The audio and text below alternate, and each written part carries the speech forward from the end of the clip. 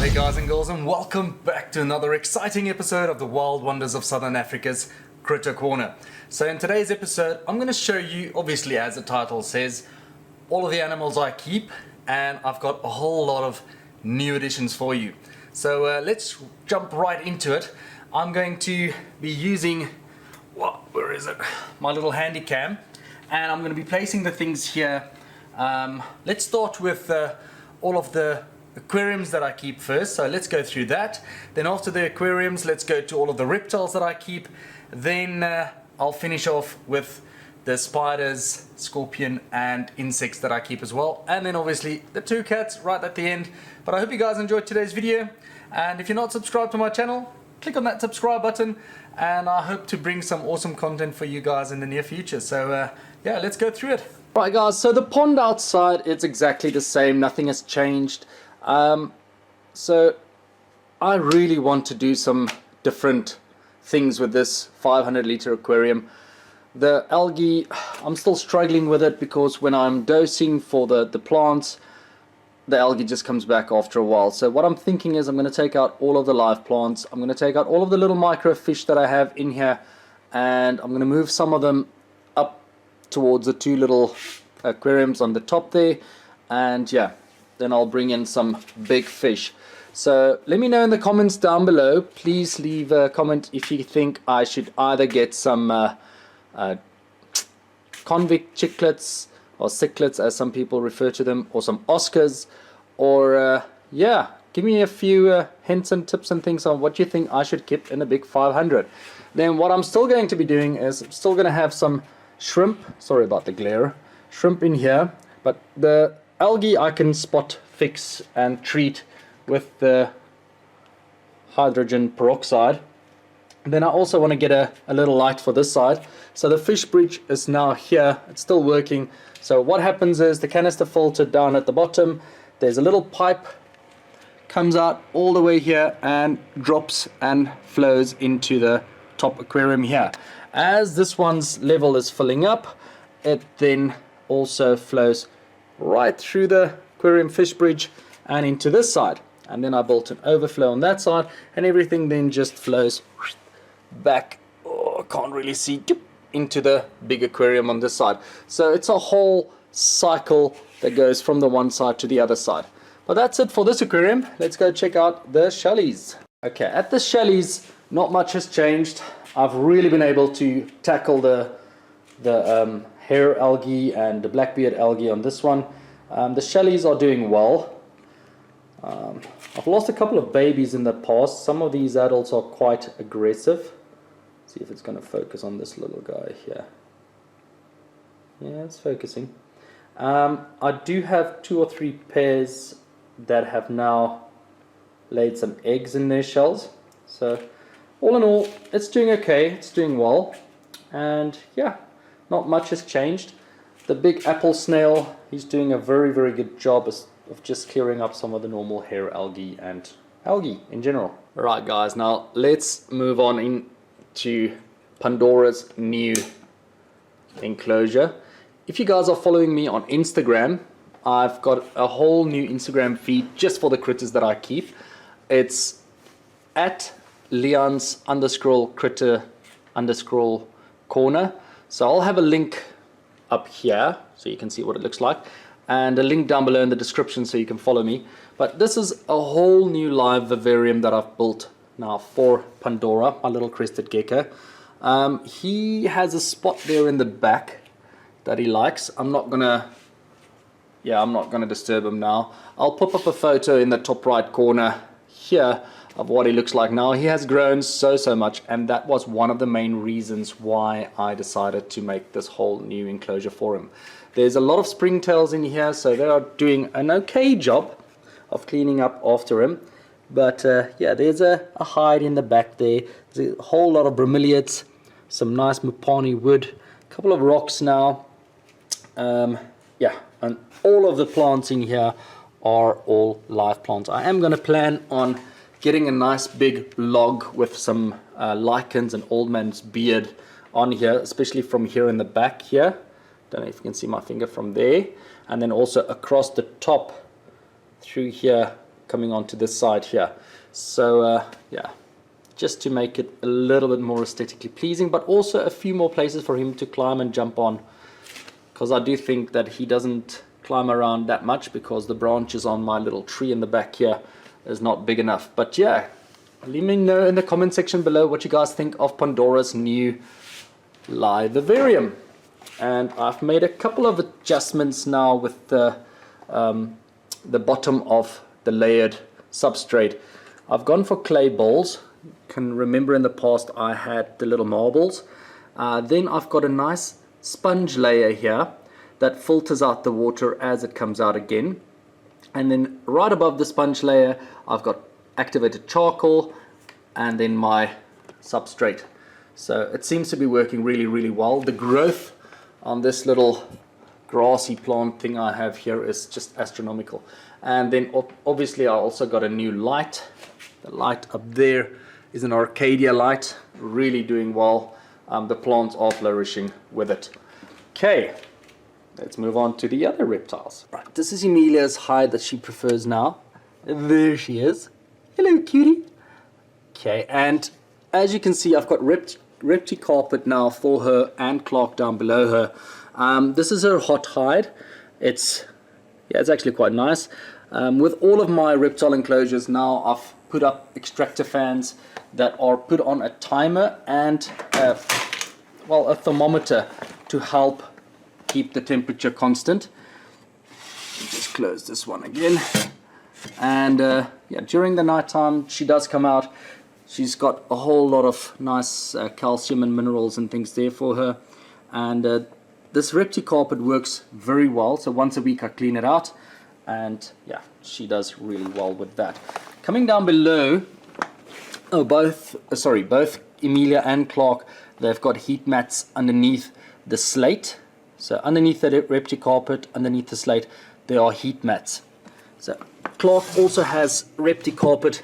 I've got a little infrared light on now just so that he can determine if it's night or day. But anyway, so this I built not too long ago. Clark is now in a smaller enclosure because the large enclosure that I had for him he did not utilize to the fullest, and I moved Pandora into tripod into that one, my little bearded dragon. I'll show that to you now in a moment. But Clark really likes this slate hide that I built for him. He climbs up and over. I did make sure that all of the edges are not sharp, that he doesn't hurt himself. Just want to see, I think he's now in his cool hide over here. Open up that. Oh, there he is. Yeah, no, he's sleeping. Sorry, buddy. Didn't want to disturb you. But again, just like with Pandora, I'll have photos up. There we go. Of these guys, what they look like right now. And oh, cute, Emilia is now woken up, seeing us. Hey, cutie. Yeah, but both leopard geckos are doing really well. I'm not going to try and breed with them just yet. I think she's not ready for him yet, but he is quite ready. He does shake his tail around when I bring her close to his enclosure, but yeah, in order not to have any cross-contamination and things like that, they're not going to be living together. Alright guys, so this is Tripod's enclosure. Again, going for the repti carpet. It's just easier to clean and spot clean as well. It's got his water bowl over there. It's got a nice cool hide over there. It's got a little bit of a climbing rock over here, and then some really nice woodwork. And he actually sleeps at night time right underneath there. But here he is. He is doing so well, and as you can see, he basically gets his name because of that little foot over there that yeah, he lost when he was a little bit younger. But he is still a little bit wild, as you can see. He doesn't really like it when I touch him. I try and just come closer to him every day. As you can see here, he's okay with that. But he's getting his colors and he's coloring up and firing up now and again. He has started waving. As you know, bearded dragons do that. But the sad thing about it is, because he doesn't have a foot really on that side, he has to sort of utilize that little stump So when he waves with his right hand, he sometimes fall over, but yeah, he's gonna manage in the future. But that's it. That's my little bearded dragon. As you can see, the light over there, that's his basking light. I made sure that this is not too close to him. That area. Okay, so tripod just ran out and then back into his enclosure. So he freaked out a little bit now, but he's okay. Little guy. There he is. So the lighting, I was talking about the lighting. He's got his Exoterra UVB bulb over there. And then his basking spot. I made sure that the basking spot has got a nice spot over here and different gradients so that he could lay all over the place depending on how hot he wants it. And then with the infrared gun, temperature gun, I made sure that that cool spot over there is nice and cool. And because of the extractor fan that is extracting the air out on this side and cool air coming in on that side, sorry for the glare on the fan now, but on that side there's a lot of nice air coming in, so he is doing really well. Okay guys, so now let's move on to the spiders. And over there, that's the largest spider that I have at the moment. That's my Brachypelma Emilia, and I also refer to her as Emilia, but spelling is different. Then over here is Chaka. He is my Grammostola pulchripus, Chaka goldeni. I think it's a male. I'm pretty sure it's a male.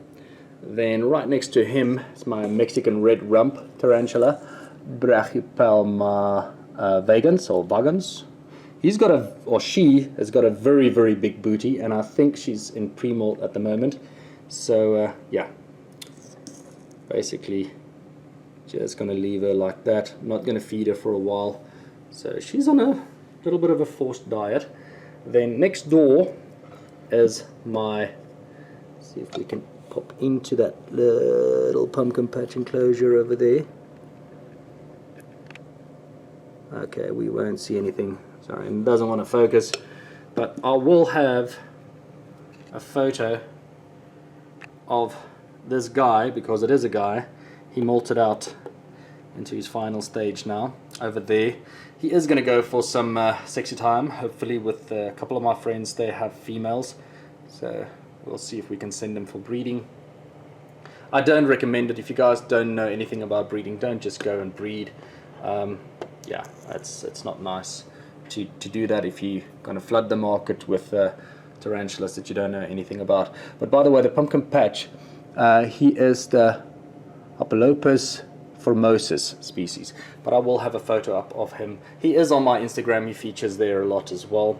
Then right next door is my Brachypelma bume, or Mexican fireleg, as you may.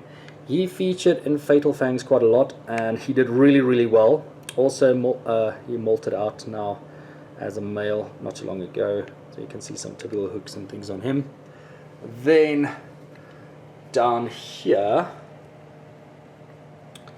oh, why is that not focusing? Oh, you're out. That's a first.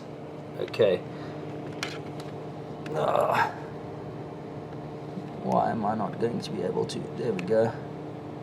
Please focus. Okay, let me pause it and I'll bring the... Okay, so focus. There we go. Okay, this is my Venezuelan sun tiger. Samopus erminia, or piece of... Oh no, don't go back.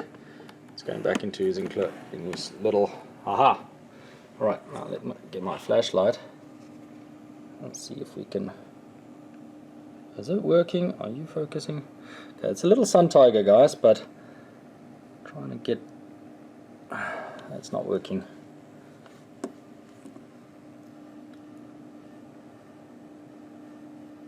Yeah.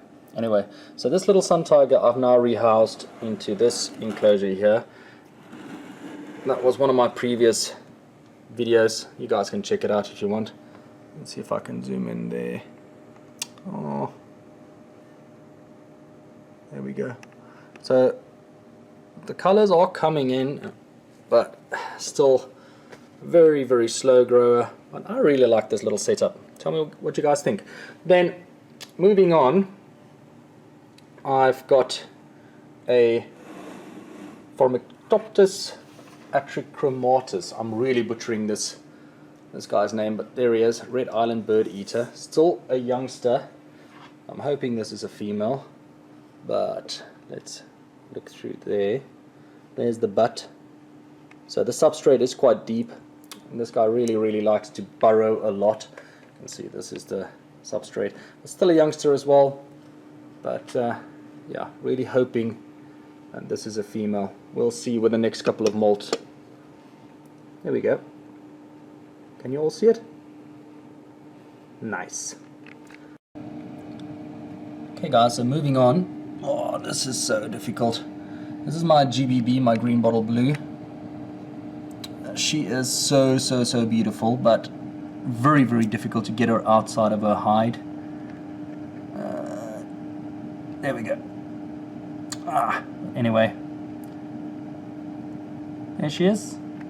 Moving on to my next species. There she is. That is my Asian forest scorpion in her very humid setup. So you can see there's a little hide, and there she goes. She's very good at hiding and burrowing into this substrate. So it's very similar substrate that I use for my tarantulas, but you can see there's some wood, some fake plants in here, and yeah, water dish that has a tiny smaller water dish in it, so that if she decides to go into the water dish, she can easily get out of it again. But yeah, that's a very simple setup for my scorpion. You can see there's lots of moisture on the side of the glass here. That's because I try and keep the humidity quite high in this enclosure. Alright guys, so here's my sorry about the light now in the formicarium, but this is my Natal droptail ant colony. Now unfortunately my ant colony that I got from Ludwig, they passed away. The queen passed away, and then one by one the rest also passed away. But here, and the test tube still, I don't know why they're still in there. I've got another test tube right next door where there's lots more water in there. But the queen with a massive brood, and the last I counted was about 25 workers. There they are. Some of the workers there. And there's a honey pot that I've created for them. And then a bunch of dead crickets and roaches that they've been munching on. But they've been doing extremely well. I'm very proud of her for this amazing brood. And I actually got her after her nuptial flight in Mpumalanga in the Bladder River Canyon. So that little ant queen then decided to come and live with me.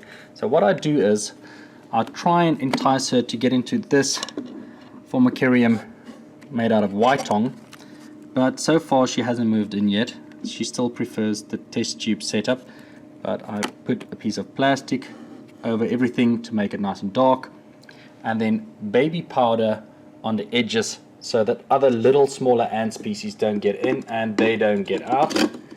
But so far they've really been enjoying their enclosure.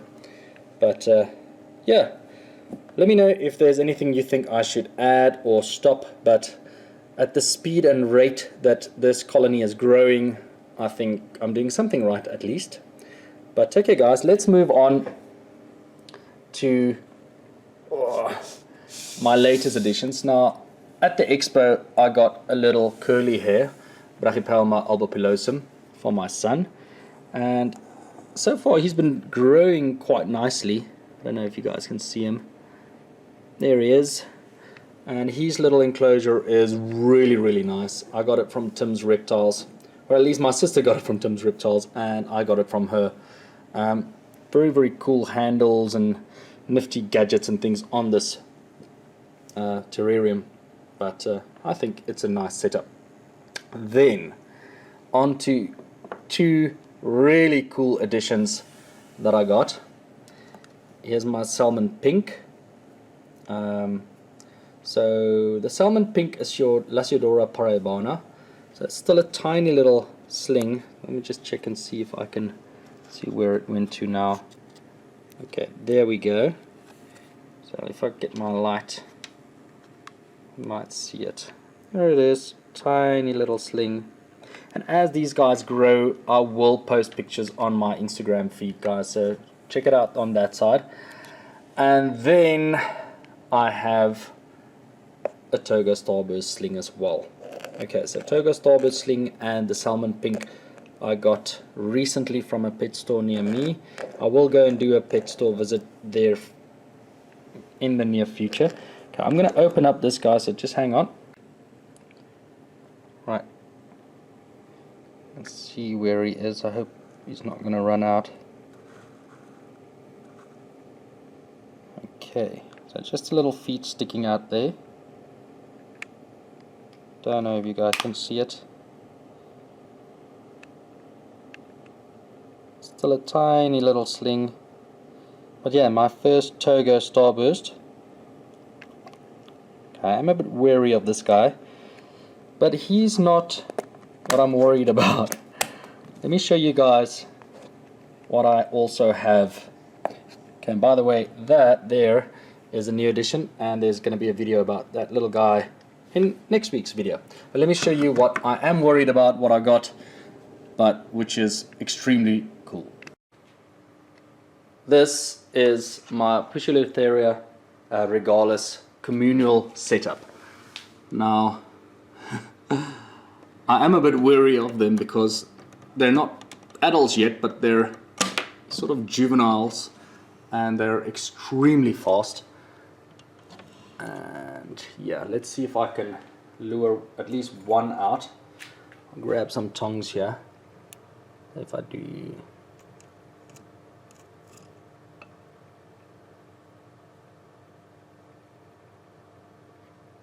something like that. See if one is going to come out.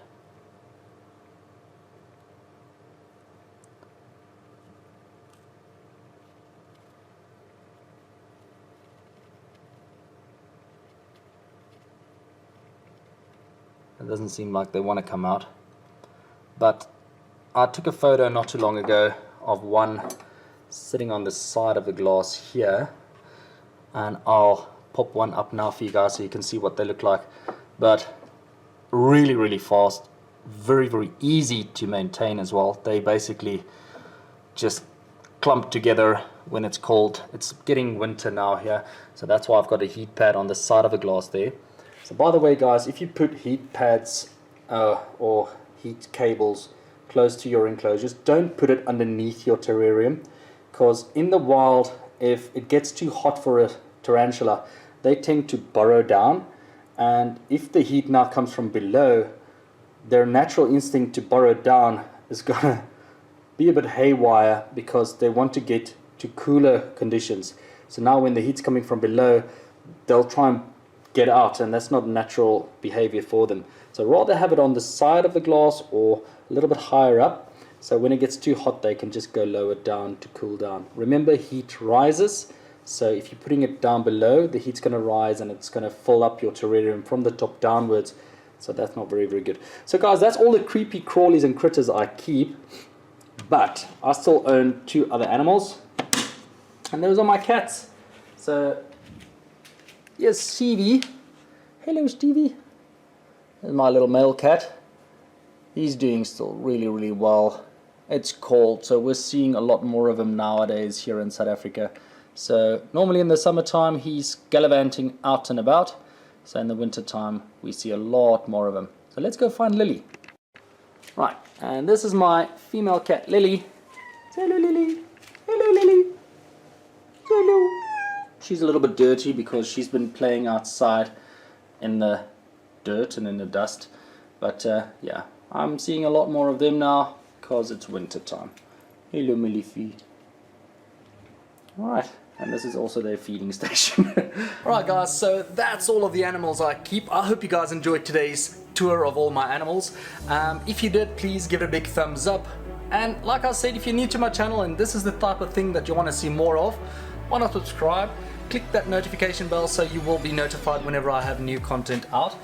And yeah, I'll see you Monday for a new adventure or animal video.